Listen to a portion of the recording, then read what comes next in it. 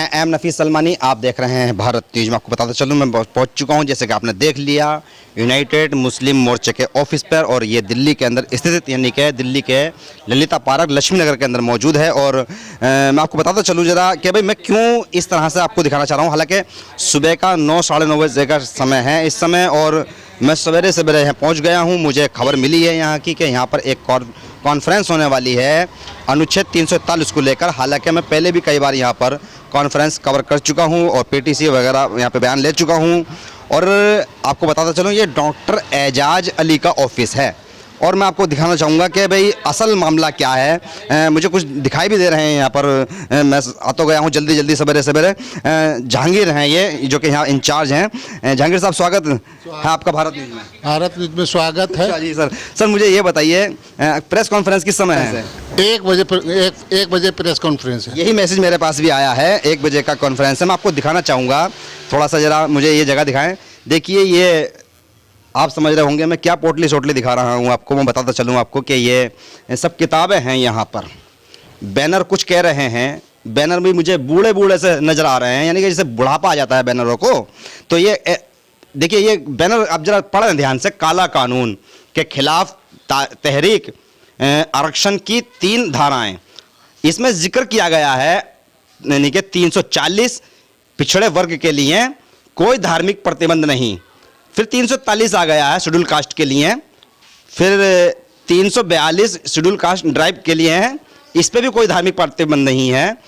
ये अब नीचे लिखा है, आप पढ़ेंगे आप, 10 अगस्त 1950 को धार्मिक प्रतिबंध लगाया गया, ये आरक्षण के केवल हिंदू दलितों को मिलेगा। आप जरा समझने की जरूरत है इस पर कि अनुच्छेद 340 पर यूनाइटेड मुस्लिम मोर्चा शुरू से ही विरोध प्रदर्शन व संसद भवन के अंदर, यानी कि संसद के अंदर सवाल तक पहुंच चुका है। और डॉक्टर एजाज अली जो हैं वो राज्यसभा सदस्य रहे हैं और काफ़ी वर्षों से इस पर संघर्ष कर रहे हैं कि अनुच्छेद 340 से मजहबी पाबंदी हटे। और ये जो मैं आपको दिखाना चाहूँगा, किताबों का जो ढेर लग रहा है ना, अब तो आपको ये अलमारी में लगी दिखाई दे रही हैं, पर आपको ज़्यादातर इनके अंदर इतिहास लिखा हुआ मिल जाएगा अनुच्छेद 341 से, कि कब कब कौन कौन से साल में कौन कौन सी सरकार के समय में क्या क्या सवाल किए गए, क्या क्या जवाब सरकारों से मिले और क्या क्या वर्क हुआ है। तो मैं आपको बताता चलूँ, ऐसा कोई समाज नहीं है जिस समाज ने, यानी कि यूनाइटेड मुस्लिम मोर्चे से जुड़कर काम नहीं किया। जैसा कि मैं भी एक समाज से आता हूं, सलमानी समाज से। मंसूरी भी होते हैं, मलिक भी होते हैं, अंसारी भी होते हैं, और सारे ही लगभग गिनना भारी पड़ जाएगा, इतने समाज होते हैं। तो आपको इन अलमारियों के अंदर रखी हुई किताबों के अंदर हर समाज से जुड़ा मुद्दा मिल जाएगा। और आके इसी मुद्दे पर बात खत्म होती है कि अनुच्छेद 341 से मजहबी पाबंदी हटेगी कब। तो मैं आपको ये बताना चाह रहा हूं कि आप कोई सी भी किताब ज़्यादातर उठा के देख लेंगे तो आपको मालूम हो जाएगा कि भाई मुस्लिमों के लिए जो अनुच्छेद 340 पर मजहबी पाबंदी लगाई गई 10 अगस्त 1950 को एक पर्ची के द्वारा, जो कि बिना ऑर्डिनेंस पास करके किए लगा दी गई थी, बाबा भीमराव अम्बेडकर ने मुस्लिमों को भी उतना ही आरक्षण दिया था जितना कि अन्य समाजों को दिया, जैसे दलितों को मिला है। पर इस पर प्रतिबंध लग गया। जहाँ तक मैंने इस पर लिखा है या पढ़ा है या मैंने बोला है, तो मैं तो इतना ही समझ पाया हूँ कि कहीं ना कहीं मुसलमानों को मुख्य धारा से काटने के लिए रहा है ये, या ऐसा समझा जाए कि अगर मान लो अनुच्छेद 341 के तहत मुस्लिमों को ही आरक्षण मिल जाएगा, उतना ही आरक्षण मिल जाएगा जितना दलितों को मिलता है। तो जो एक तरह से आजकल चल रहा है ना जिहाद, कभी लव जिहाद हो जाता है, कभी धार्मिक जिहाद हो जाता है, कभी अरे जिन्हें क्या क्या होता रहता है। बहरहाल राजनीतिक मुद्दे तो बड़े अजीब तरीके से स्लोगन कहते हुए निकल जाते हैं। बहरहाल कहीं ना कहीं सरकार, यानी कि पंडित जवाहरलाल नेहरू को ये लगता होगा कि मुस्लिमों की तादाद ज़्यादा हो जाएगी, या मुस्लिम पढ़े लिखे हो जाएंगे, या हो सकता है मुस्लिमों को आरक्षण मिल जाएगा तो ये राजनीति में ज़्यादा हिस्सेदारी मांगेंगे। और देखिए, एक बहुत बड़े अफसोस की बात है, मैं ये सवाल आज कॉन्फ्रेंस में रखूंगा। जब इसी जगह कॉन्फ्रेंस होगी तो मैं ये सवाल जरूर खड़ा करूंगा कि जो बीजेपी के अंदर मुसलमान यूनाइटेड ऐसे ही एक मोर्चा है मुस्लिमों के नाम से, अल्पसंख्यक मोर्चा, और इसी तरह कांग्रेस में भी अलग अलग सभी राजनीतिक पार्टियों के अंदर मुस्लिमों के मोर्चे होते हैं। यानी कि एक सिस्टम कह लो कि भाई जैसे किसानों का सिस्टम होता है या युवाओं का सिस्टम होता है, तो मुस्लिमों का भी होता है।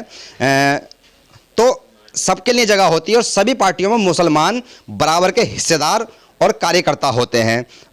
जब भी इलेक्शन आता है तो ये चुनाव के लिए लड़ने के लिए वोट भी टिकट भी मांगते हैं, पर इनको नहीं मिलता है। जबकि इनको मालूम है कि आरक्षण के मुताबिक तो इनको मिलेगा नहीं और हिस्सेदारी इतनी बड़ी है नहीं, तो ये तो फसड्डी साबित होंगे। पर बातें करेंगे कि हम मुसलमान हैं, हमारा हक हमें मिलना चाहिए, जबकि जानते हैं कि हक अटका कहाँ है, पर लेना कोई नहीं चाहता। मैं दिखाना चाहूँगा आपको कि यहाँ पर एक बैनर और लगा हुआ है, ये भी बूढ़ा सा हो रहा है। मेरे शब्दों पर जरा जाने की ज़रूरत है, क्योंकि जहाँ तक मैं समझ रहा हूँ कि जिस तरह ऑफिस की हालात है, ऐसा लग रहा है कि यहाँ काम ही काम होता है, पैसा नहीं है। इस पर लिखा है अनुच्छेद 340 के फायदे, पहले दलितों के साथ भी दंगे फसाद होते थे, यानी कि SC/ST एक्ट में आने के बाद उन्हें पूरी राहत मिलती है। समझने की ज़रूरत है। दंगे फसाद, नस्ल कुंसी, बस्तियाँ उजड़ दिए जाने वाली जुल्मों पर ब्रेक लगेगा, यानी कि अनुच्छेद 340 पर मजहबी पाबंदी हटती है तो यहाँ भी ब्रेक लगेगा। मुस्लिम SC/ST हरिजन एक्ट के दायरे में आ जाएंगे, सुरक्षित हो जाएंगे। इसी तरह यानी कि ये मिशन का फिर मुफ्त तालीम, मुफ्त मकान, इंदिरा आवास, इसी साथ BPL, मुद्रा पेंशन, राशन, किरासन की सहूलत।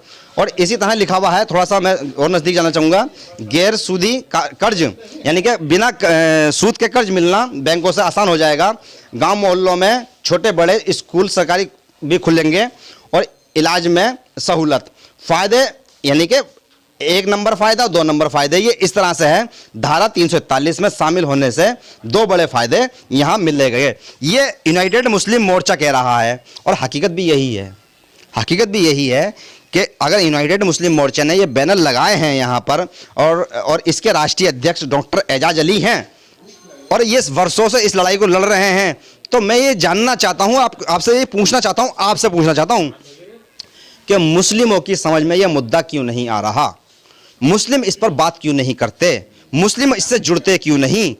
मैं ये नहीं कह रहा हूं कि डॉक्टर एजाज अली के संगठन से जुड़िए, मैं ये नहीं कह रहा हूं कि आप कोई और नया संगठन बना लीजिएगा। मैं ये कहना चाह रहा हूं कि अनुच्छेद 341 से अगर इतने ही फायदे हैं तो मुस्लिम रहनुमा जो अलग अलग पार्टियों के अंदर मौजूद हैं और चाहते हैं कि इलेक्शन में लड़के जीतें और आरक्षण के मुताबिक उनको सहूलतें मिलें और इसी तरह उनका भी बराबरी का हिस्सा होना चाहिए, तो वो लोग क्या नहीं जानते हैं कि भाई अनुच्छेद 340 पर लगी मजहबी पाबंदी हटे और हमें फ़ायदा मिले?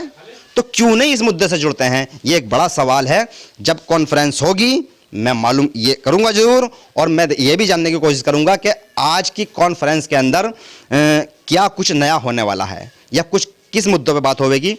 बहरहाल संसद के अंदर एक सवाल बीजेपी के ही सांसद के द्वारा पूछा गया था और मंत्री रविशंकर के द्वारा उसका जवाब भी दिया गया था, उस पर भी हम थोड़ी सी डिस्कस करना चाहेंगे। बहरहाल मैं इस समय तो यहाँ पहुँच चुका हूँ, टाइम से पहले पहुँच चुका हूँ, सिर्फ ये देखने के लिए कि भाई यहाँ पर मुझसे पहले भी कोई और पहुँचेगा नहीं पहुँचेगा, या यहाँ कुछ और भी डिस्कस हो सकती है इस मुद्दे के अलावा।